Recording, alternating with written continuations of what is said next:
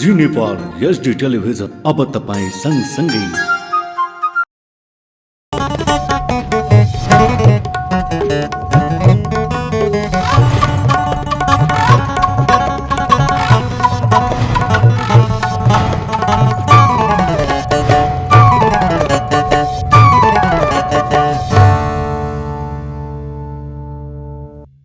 नमस्कार, जी नेपाल न्यूजमा यहाँलाई स्वागत छ। म खेमा जोशी। सुरु गरौं प्रमुख समाचारका शीर्षकहरूबाट।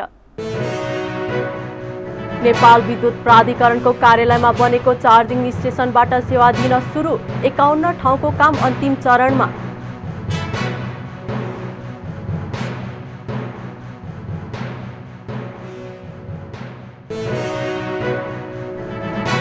चाडपर्वलाई लक्षित गरी भदौ 26 देखि नयाँ नोट साट्ने सुविधा उपलब्ध गराउने नेपाल राष्ट्र ब्याङ्कको तयारी। प्रति व्यक्ति 18,500 सम्म साट्न पाउने।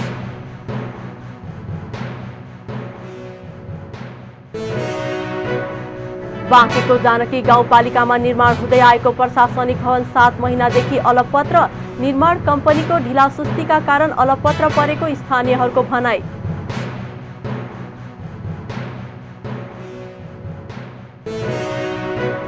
इराकमा भएको हिंसात्मक प्रदर्शनमा कम्तीमा 20 जनाको मृत्यु, 100 भन्दा बढी मानिस घाइते।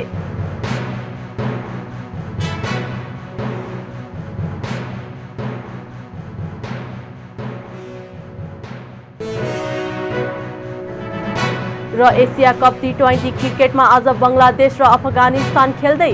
खेल बेलुका पौने 8 बजे सुरु हुने।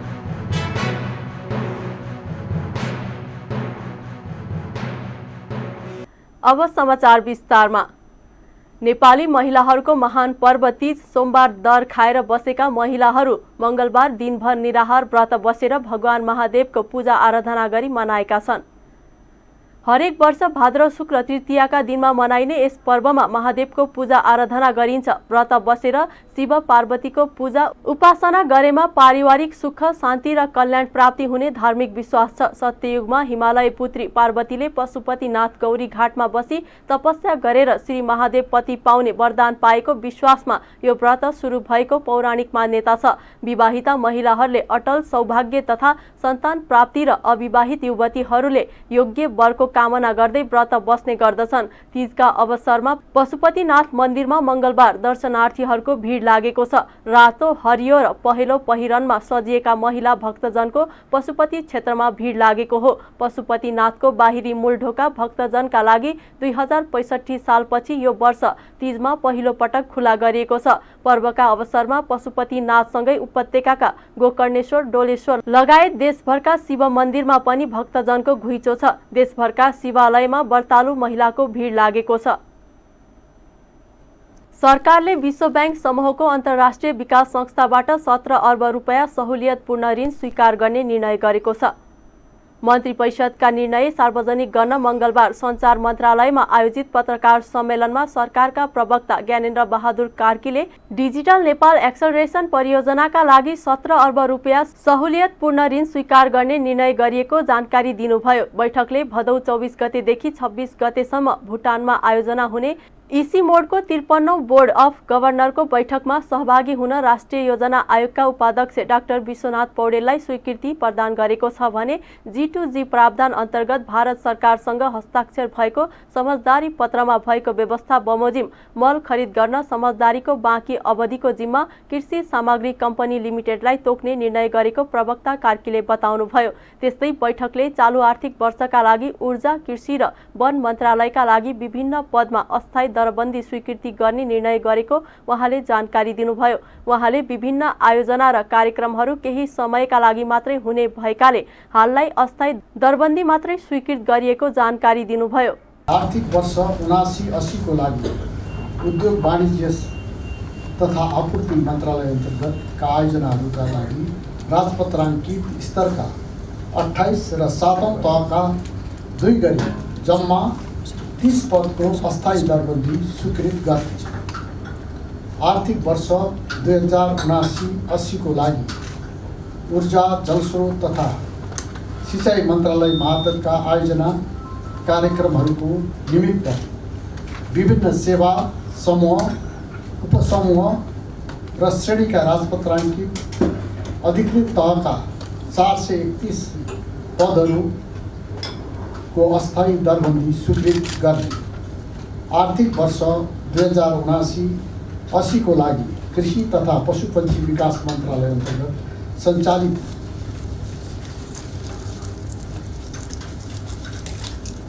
विभिन्न आयोजनाका लागि कुल 50 राजपत्राङ्कित पदहरूको अस्थायी दरबन्दी स्वीकृत गर्ने।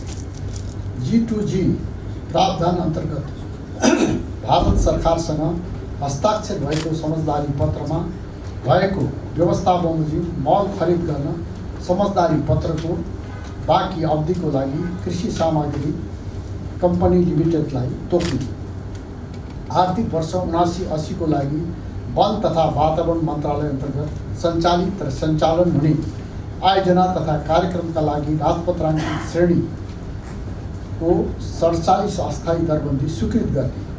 मिति 2079 असोज 4 र 5 गते मुस्ताङ जिल्लामा हुने अन्तर्राष्ट्रिय पर्वतीय दिगो विकास वर्ष मुस्ताङ समिटमा विभिन्न 4 मुलुकका मन्त्रीहरूलाई आमन्त्रण गर्न स्वीकृति दिने।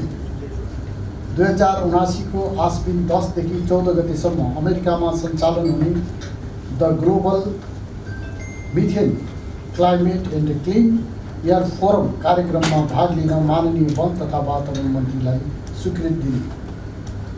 चिकित्सा शिक्षा आयोग र शिक्षा विज्ञान तथा प्रविधि मन्त्रालय अन्तर्गतका आयोजना परियोजना कार्यक्रम र समितिका लागि राजपत्राङ्कित श्रेणी वा स्वसरका जम्मा 105 अस्थायी दरबन्दी स्वीकृत गर्ने। वर्ष 79-80 को लागि विभिन्न मन्त्रालय मार्फतका आयोजना कार्यक्रमहरूका निमित्त विभिन्न सेवा समूह उपसमूह र श्रेणीका पदहरूको अस्थायी दरबन्दी स्वीकृत गरिएको। सो सम्बन्धी निर्णय नयाँ नियुक्ति गर्नका लागि नभएर स्थायी कर्मचारीबाटै व्यवस्थापन गर्ने प्रयोजनका लागि अस्थायी पद सिर्जना गरिएको।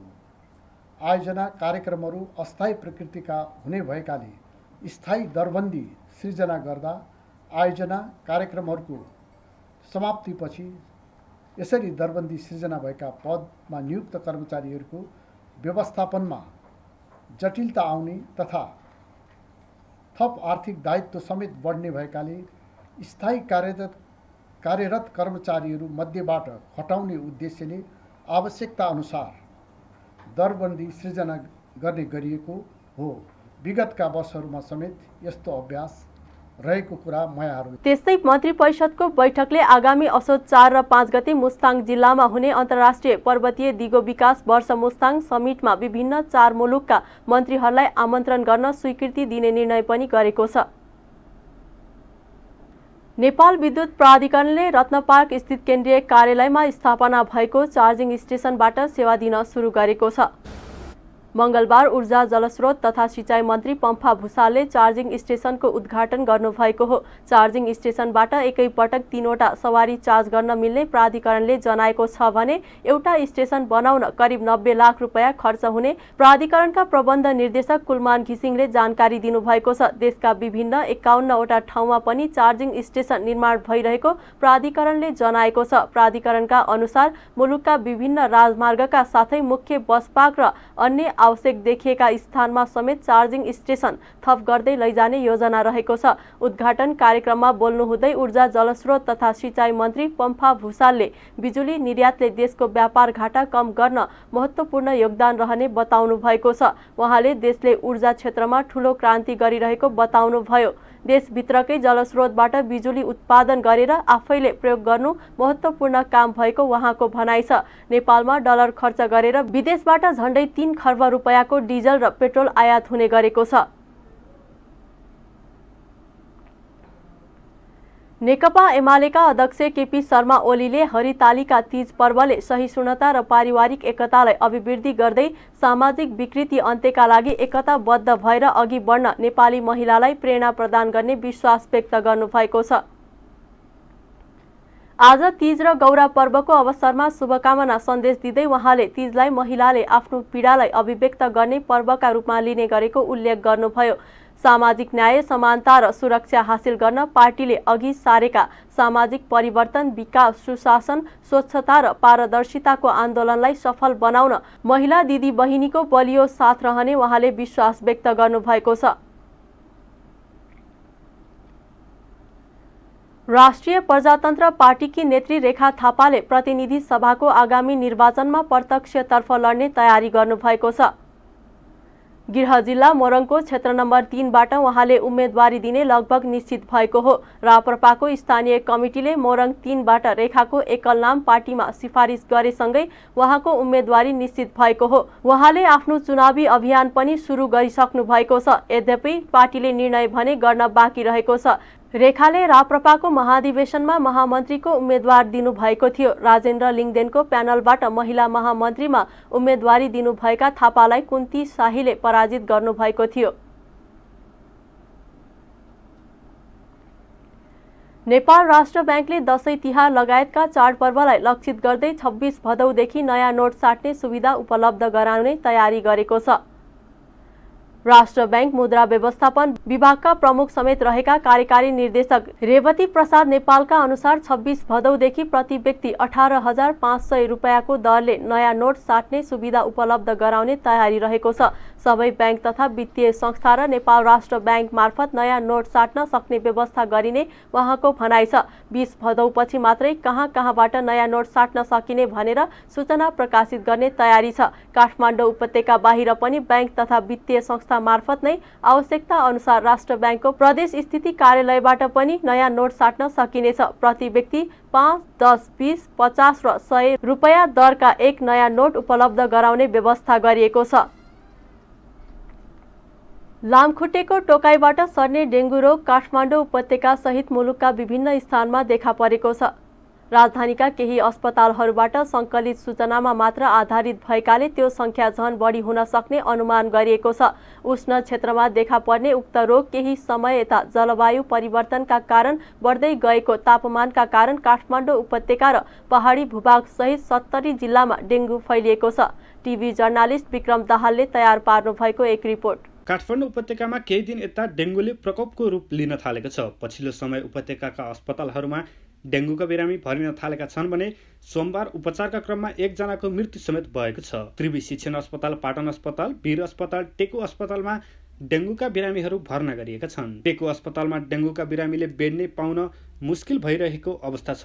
टेकुका 4 जनालाई आइसियुमा राखेर उपचार गरिएको छ। महाराजगञ्ज स्थित त्रिभुवन विश्वविद्यालय शिक्षण अस्पतालमा सोमबार 35 वर्षीय एक युवकको डेङ्गुका कारण मृत्यु भएको अस्पतालले जनाएको छ।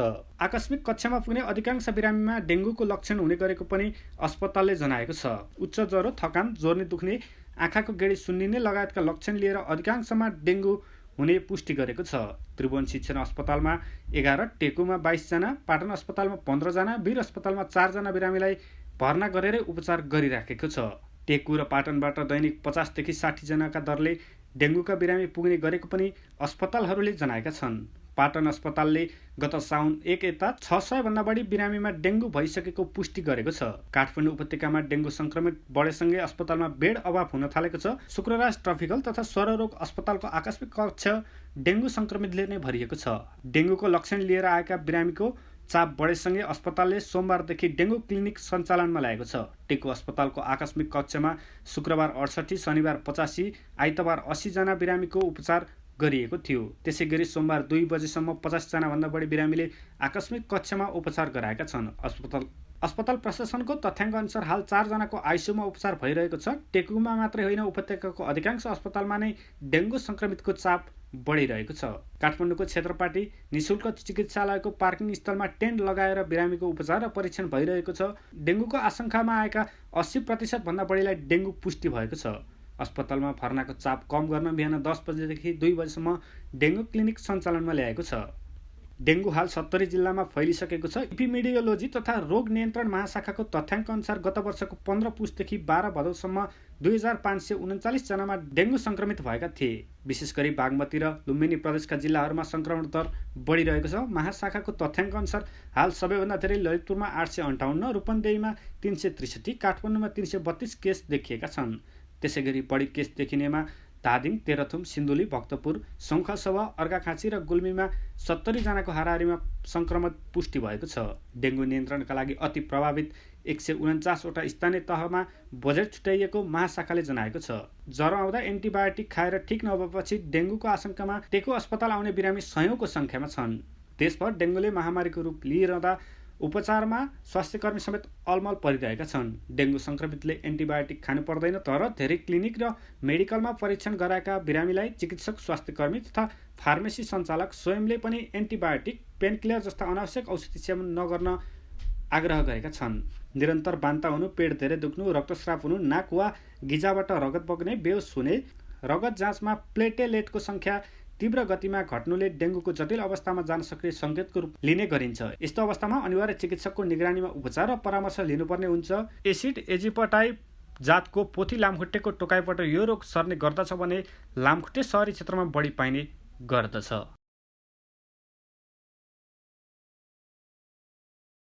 उपत्यका ट्राफिक प्रहरी कार्यालयले ट्राफिक नियम उल्लङ्घन गर्ने 7 विद्यार्थी सहित 248 चालकलाई कारबाही गरेको छ।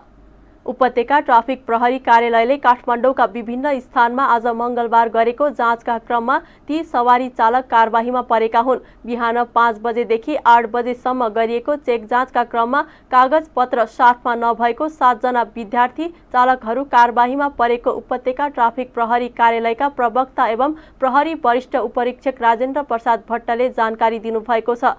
चेकिङकै क्रममा ट्राफिक नियम उल्लङ्घन गर्ने अन्य 241 जना चालकलाई पनि ट्राफिक प्रहरीले कारबाही गरेको छ, जसमा बिहानै मदिरा सेवन गरी सवारी साधन चलाउने 3 जना चालक रहेका छन्। नयाँ बसपार्क क्षेत्रबाट बा 3ख 1003 नम्बरको बस चालक, बा 1ज 8181 नम्बरको माइक्रो बसका चालक र दरबारमाग क्षेत्रबाट बा 4ख 8059 नम्बरको ट्रक चालकलाई मापसे गरी सवारी साधन चलाएको कसुरमा ट्राफिक प्रहरीले कारबाही गरेको हो। कार्यालयले ट्राफिक नियमको पालना गरी सवारी साधन चलाउन सबैलाई आह्वान गरेको छ। नेपालमा थप 257 जनामा कोरोना संक्रमण पुष्टि भएको छ। देशभर गरिएको 1458 पीसीआर परीक्षणका क्रममा 143 जना र 2463 एन्टिजेन परीक्षणका क्रममा 114 जनामा कोरोना संक्रमण पुष्टि भएको हो। कोरोनाका कारण मंगलबार पनि कसैको मृत्यु भएको छैन। त्यस्तै थप 232 संक्रमित निको भएका स्वास्थ्य मन्त्रालयले जनाएको छ। हाल नेपालमा 3146 सक्रिय संक्रमित आइसोलेसनमा रहेको मन्त्रालयले जनाएको छ। धारा नेपालगञ्ज म्याराथनको कोर्स अब अन्तर्राष्ट्रिय मापदण्ड अनुसारको हुने भएको छ। वर्ल्ड एथलेटिक्स अन्तर्गत association of international marathon and distance running एम्सका आधिकारिक प्रतिनिधि आमिर सान्डिवालले नेपालगञ्ज म्याराथनको नाप लिएका छन्। नेपालगञ्ज उपमहानगरपालिकाको प्रवेशद्वारबाट सुरु हुने नेपालगञ्ज म्याराथन जानकी गाउँपालिकाको केही क्षेत्र हुँदै कोहलपुर नगरपालिकाको कार्यालयदेखि केही अगाडि बानियाभार भएर पुनः सोही रुट भई बीपी चोक स्थित सोही ठाउँमा आएर टुङ्गिने गरेको छ। नेपालगञ्ज उपमहानगरपालिकाका मेयर प्रशान्त विष्टले कोर्स मापनका लागि आमिर सान्डिवाललाई नेपालगञ्जमा स्वागत गर्दै सफलताको शुभकामना दिनुभएको छ। म्याराथनको आधिकारिक दौडको दूरी 42.195 किलोमिटर रहेको छ। नेपालगञ्ज म्याराथनमा महिलाका लागि हाफ म्याराथन 10 किलोमिटर, पुरुष खुल्ला 5 किलोमिटर, महिला खुल्ला तथा स्कुल स्तरीय छात्र एवं छात्रा दौड समावेश गरिएको छ। यसमा म्याराथन हाफ म्याराथन 10 किलोमिटर र 5 किलोमिटर अलग अलग सर्टिफिकेट आउने सान्डिवालले बताउनुभयो। कोर्स मापनको सुरुवाती चरणमा नेपालगञ्ज उद्योग वाणिज्य सङ्घका अध्यक्ष अब्दुल वाहिद मन्सुरी, चुन्ना बाँके जिल्ला खेलकुद विकास समितिका अध्यक्ष सन्दीप जङ शाह, नेपाल प्रहरी र ट्राफिक प्रहरीका प्रतिनिधिहरू रहेका थिए। एम्सबाट सर्टिफाइड भएपछि विदेशीहरू पनि आउने सम्भावना बढ्ने भएकाले यहाँको पर्यटन प्रवर्धनमा ठूलो टेवा पुग्ने अपेक्षा रहेको छ। नेपालगञ्ज म्याराथन हरेक वर्ष मङ्सिर महिनाको पहिलो शनिबार आयोजना हुने गर्दछ। यस वर्ष मङ्सिर 3 गते तय भई तयारी अघि बढेको थियो। आम निर्वाचनको मिति घोषणासँगै आयोजक क्रिएटिभ ह्यान्ड्सले 3 सातापछि सार्दै मङ्सिर 24 गते शनिबार आयोजना गर्ने तयारी गरेको छ। सरकार र तत्कालीन नेकपा माओवादी बीच मङ्सिर 5 गते भएको बृहत शान्ति सम्झौताको दिनलाई स्मरण गर्दै मङ्सिरको पहिलो साता म्याराथन आयोजना हुँदै आएको छ। बाँकेको जानकी गाउँपालिकामा निर्माण हुँदै गरेको प्रशासनिक भवन 7 महिनादेखि अलपत्र परेको छ। निर्माण कार्य सुरु भएको 19 महिना बितिसक्दा पनि 50% समेत काम हुन सकेको छैन। 4,22,84,700 लागतको गाउँपालिकाको भवन निर्माण कम्पनीको ढिलासुस्ती र गाउँपालिकाको उदासीनताका कारण अलपत्र परेको स्थानीय बासिन्दाहरूको भनाइ छ। थेगिम श्रीकृष्ण निशान जेबी कोहलपुर 11 र जानकी गाउँपालिका बीच आगामी फागुन अन्त्यसम्म भवन निर्माण पूरा गर्ने गरी सम्झौता भएको थियो। सम्झौताको म्यादभित्र कार्य पूरा नभए ठेक्काको धरौटी जफत गरी ठेक्का रद्द र फर्म कालो सूचीमा राख्ने भनिएको छ। तर निर्माण कम्पनीले अत्याधिक मूल्य वृद्धिको कारण निर्माण सामग्रीको अभाव, इन्धनको मूल्य वृद्धि र नेपाल निर्माण व्यवसायी महासंघले निर्माण बिदाको लागि विभिन्न निकायमा पत्राचार गरेकोले निर्माण कार्य तोकिएको समयमा हुन नसक्ने दावी गरेको छ। निर्माण कम्पनीले गत साउन पहिलो हप्तादेखि निर्माण कार्य पूर्ण रूपमा सुचारू गर्ने र तोकिएको समयमा निर्माण कार्य सम्पन्न गर्ने प्रतिबद्धता सहित संशोधित कार्यतालिका गाउँपालिकालाई पेश गरेको थियो। नेपालगञ्ज उपमहानगरपालिका वडा नम्बर 3 बिस्कोरियन टोलमा रहेको जग्गाबारे आरोप प्रत्यारोप चलेको छ। त्रिवेणी मोड नजिक न्यू रोडमा रहेको चाइना बजारका नामले चिनिने कित्ता नम्बर 25 को उक्त जग्गा सरकारी भएको नेपालगञ्ज उपमहानगरपालिकाले दावी गर्दै आएको छ। तर उक्त जग्गामा स्थानीय घनश्याम बानिया, गोपालराज साक्य, सतनाम कौर लगायतले आफूहरूको भएको बताउँदै आएका छन्। व्यक्तिले दावी गरेको उक्त जग्गा सरकारी नै भएको उपमहानगरपालिकाको जिकिर छ। उपमहानगरपालिकाका निमित्त प्रमुख प्रशासकीय अधिकृत गोर्ख बहादुर थापाले यही भदौ 6 गते उक्त जग्गाबारे 7 दिनभित्र प्रमाण पेश गर्न ती व्यक्तिलाई पत्र लेखेका छन्। उक्त पत्रमा नेपालगञ्ज 4 सिट नम्बर 035145007 कित्ता नम्बर 25 को वर्गमिटर 1 कट्ठा 15 धुर जग्गा कुनै व्यक्ति विशेषको नाममा दर्ता कायम नभई सार्वजनिक प्रकृतिको देखिएको उल्लेख गरिएको छ।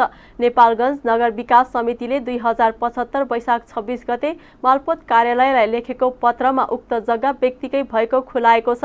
नगर विकास समितिले जग्गा अधिग्रहण गर्दा कित्ता नम्बर 25 को उक्त जग्गा रोक्का गरेकोमा उल्लेखित जग्गा नगर विकास समितिको त्यस क्षेत्रमा योजना सम्पन्न भइसकेको र निवेदकहरूको जग्गा योजना अन्तर्गत अधिग्रहण गर्न नपरेको सोही पत्रमा उल्लेख छ।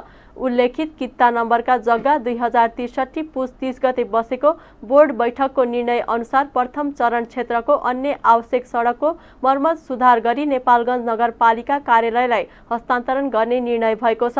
उक्त जग्गा सार्वजनिक भएको भन्दै यसअघि उपमहानगरपालिकाले करिब 4 वर्षसम्म मासिक 70,000 रुपैयाँका दरले भाडा उठाएको थियो। अब अर्थ समाचार। शेयर बजार आज सामान्य बढेको छ। शेयर बजार परिसूचक नेप्से आज 2.33 अङ्कले बढेर 1995.34 बिन्दुमा पुगेको छ। आज व्यापार विकास बैंक, उत्पादन, अन्य माइक्रो फाइनान्स, म्युचुअल फन्ड र लगानी समूहको शेयर बढ्दा अरू समूहको भने घटेको छ। 226 वटा कम्पनीको 29,14,000 कित्ता शेयर 1 अर्ब 1 करोड रुपैयाँमा कारोबार भएको छ। सबैभन्दा धेरै नेपाल दूरसञ्चार कम्पनीको 9 करोड 57 लाख रुपैयाँको शेयर किनबेच भएको छ। आज अप्पर हेवा खोला हाइड्रो पावरको शेयर सबैभन्दा धेरै झण्डै 8.5% बढेको छ। विन नेपाल लघु वित्तको शेयर भने 4.5% भन्दा धेरैले घटेको छ।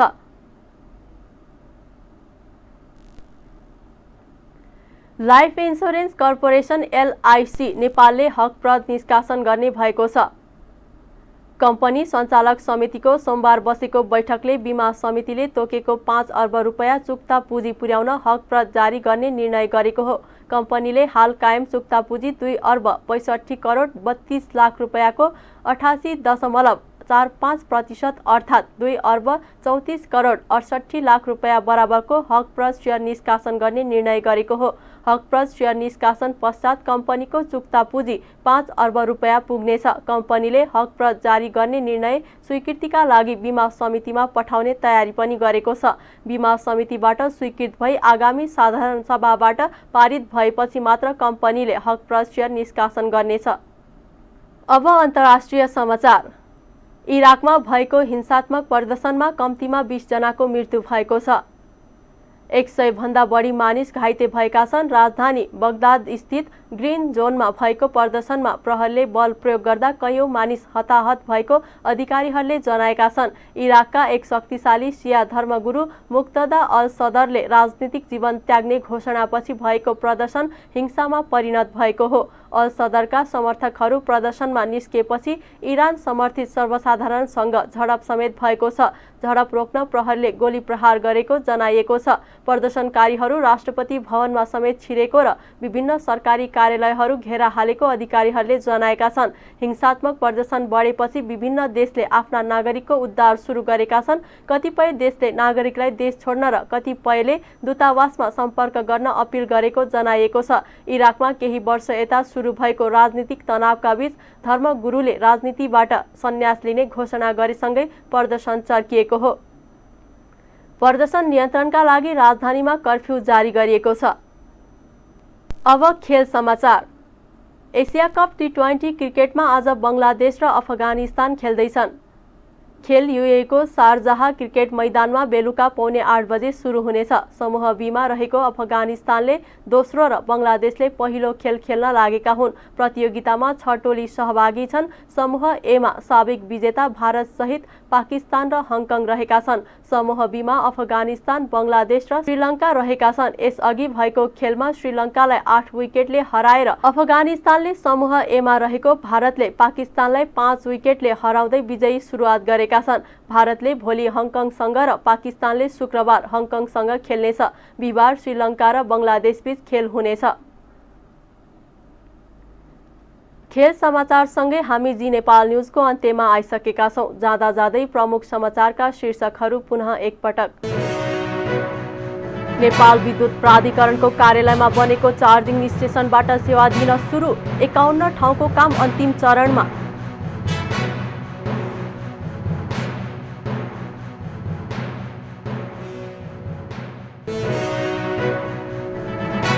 चाडपर्वलाई लक्षित गरी भदौ 26 देखि नयाँ नोट साट्ने सुविधा उपलब्ध गराउने नेपाल राष्ट्र ब्याङ्कको तयारी।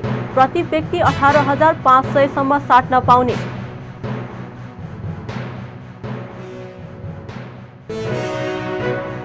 बाँकेको जानकी गाउँपालिकामा निर्माण हुँदै आएको प्रशासनिक भवन 7 महिनादेखि अलपत्र। निर्माण कम्पनीको ढिलासुस्तीका कारण अलपत्र परेको स्थानीयहरूको भनाई।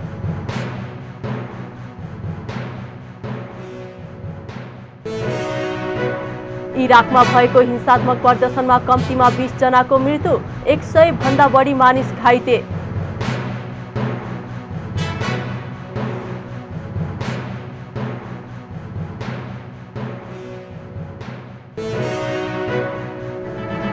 र एसिया कप टी20 क्रिकेटमा आज बङ्गलादेश र अफगानिस्तान खेल्दै। खेल बेलुका 7:45 बजे सुरु हुने।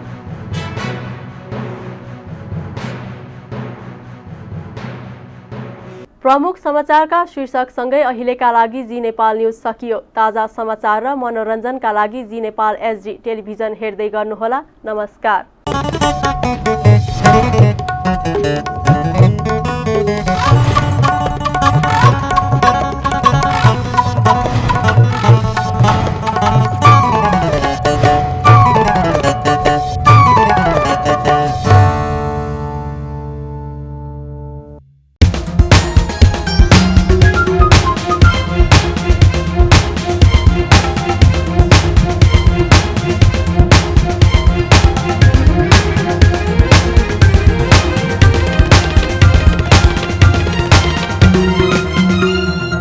जी नेपाल एचडी टेलिभिजन अब तपाईँ सँगसँगै